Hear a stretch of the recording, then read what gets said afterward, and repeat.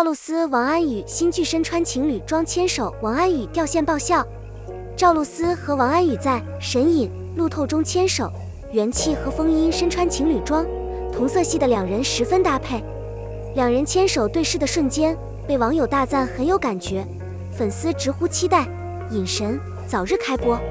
小韩看到赵露思和王安宇在片场拍戏，两人都穿着厚厚的羽绒服，王安宇身后挂着一根电线，低着头玩着手机，缓缓上升，在空中停留了几秒，突然从高处坠落。赵露思慌张地跑到王安宇身边，抱着他的胳膊关切地问道。王安宇摇头示意自己没事，而两人面对面，王安宇被台词逗笑，两人笑着站起来等待再次开拍。想看哪位明星的最新动态，快来评论区留言吧。黄金时段的收视率还不如第二次。吴磊的不过是爱情，到底出了什么问题？吴磊和周雨彤事业爱情双丰收。吴磊、周雨彤主演的只是爱而已，开播第二天就比前一天收视率有所下降，走势不妙。酷云的平均收视率为 0.89%， 峰值为 1.06%， 较首日下降约 0.3个百分点。这说明第一天看剧的观众觉得这部剧不合自己的胃口，第二天就选择了弃剧。讽刺的是，在接下来的黄金时段，也就是9点30分开播时，张译主演的悬疑剧《他是谁》的收视率飙升至 1.4%。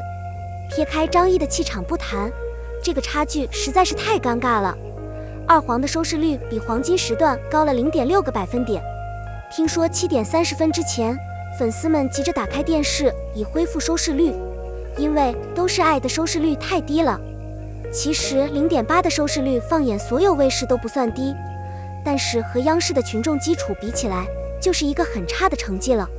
只爱一世讲述了22岁坐冷板凳的羽毛球运动员宋三川与32岁的总裁特别助理梁佑安面临转职困境的故事，因为一场马拉松而认识。在草台网球俱乐部，两人携手面对各种职业和情感挑战，在并肩前行的同时，他们拥有相互扶持的美好爱情，各自获得了新的事业成长。这是一个如此复杂的故事介绍，它是兄弟爱情的主题。姐弟恋题材在近几年的影视剧类型中可以说是大热。随着看剧女性的不断成熟，女性观众的呼声比例越来越高，姐妹市场大家都很看重，很多以姐弟恋为题材的国产剧也相继涌现。不过拍出来的片子却很少有符合大家想象的，甚至可以说大部分都特别丑。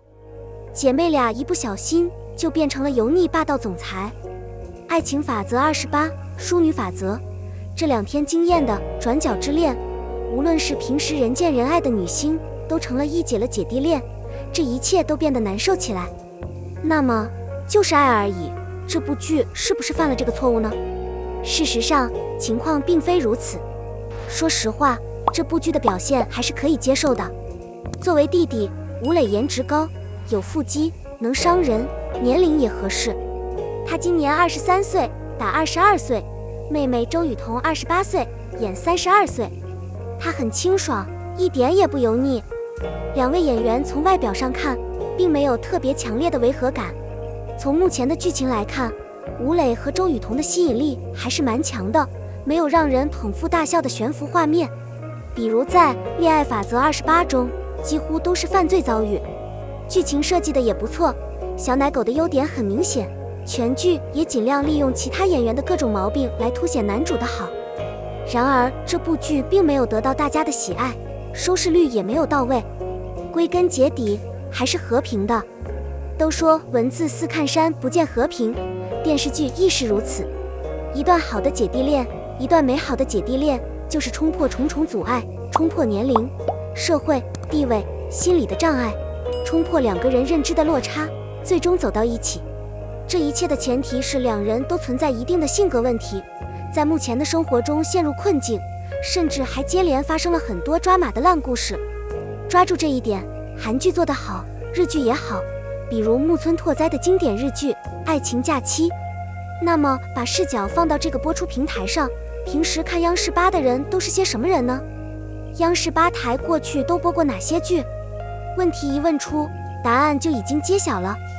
央视8台最喜欢播的就是那些跌宕起伏、血腥的农村家庭主妇剧。在这类剧中，观众会抱怨这些太朗朗上口，但同时又欲罢不能。这部剧犯了如此致命的错误，没有大的错误，就是太平淡了，就是那种大家随时随地都可以关掉电视的剧情发展。年长的阿姨不想看，对慢慢坠入爱河的姐姐和弟弟，都是爱，一部不一样的偶像爱情剧，讲述了吴磊和周雨彤的甜蜜爱情纠葛。大多数国产爱情剧都有一个通病，就是一开始就把男女主角的命运全都暴露无遗，让观众一眼就看出两人以后一定会有故事。那么剧情的发展无非就是2种模式，要么与好友同欢，要么一见钟情，最后总是大团圆结局。全剧所有的情节和人物都是为了推动两人爱情的发展而存在的，也就是说，言情剧里只有爱情。当然，这主要是指偶像爱情剧，涉及年龄、家庭等元素的，父母爱情、金婚等不在此列。这没有错，偶像爱情剧不拍爱情拍什么？所以也难怪能成为现象级爆款的偶像爱情剧少之又少。毕竟不是每个人都是春心荡漾的少男少女，长久甜蜜的爱情难免会让一些冷漠的人感到厌烦。基于此，吴磊和周雨彤的新剧就是爱情，格外引人注目。这部由陈畅执导、张英吉编剧的作品，讲述了抑郁的网球选手宋三川在女主梁又安的帮助和鼓励下，最终找回自我，从职业精英转型为菜鸟经理人的故事。两人在打拼和相处中，从不对抗又相互吸引，上演了一段美好的姐弟恋。从预告片4来看，都是爱，并没有完全走国产言情剧的套路。首先，男女主之间并没有一见钟情、欢喜冤家的设定，而是一个从陌生到相识，到相识再到相爱的过程。他们之间没有太多的误会和矛盾，也没有太多的甜蜜和浪漫，更多的是表现出他们在工作和生活中相互支持鼓励，共同成长进步。其次，不过是爱情，也没有忽视其他方面。除了男女主之外，还有网球社团员们的梦想与迷茫，梁又安与宋三川的家人朋友，他们所面临的职业比赛与挑战等其他人物与故事线索 etc。 这些内容都增加了情节的厚度和层次感。总之就是爱情，是一部不走寻常路的国产爱情剧。不仅关注男女主之间的感情，还关注他们的事业和生活，展现他们在追求梦想和爱情过程中的成长和变化，也既迎合了观众的喜好，又力图突破创新，为观众带来新鲜不一样的视角和体验，是一部有温度有深度的爱情剧，值得期待和关注。由吴磊、周雨彤主演的成长励志都市情感剧将于2023年3月27日登陆央视8套、腾讯视频同步播出。自播出以来持续走高，口碑也达到了观众的预期。一份轻松愉悦的爱情甜品，细细品味后会感觉满满的正能量。在人生的道路上，我们曾被搁浅、迷茫、悲伤过，甚至一度放弃。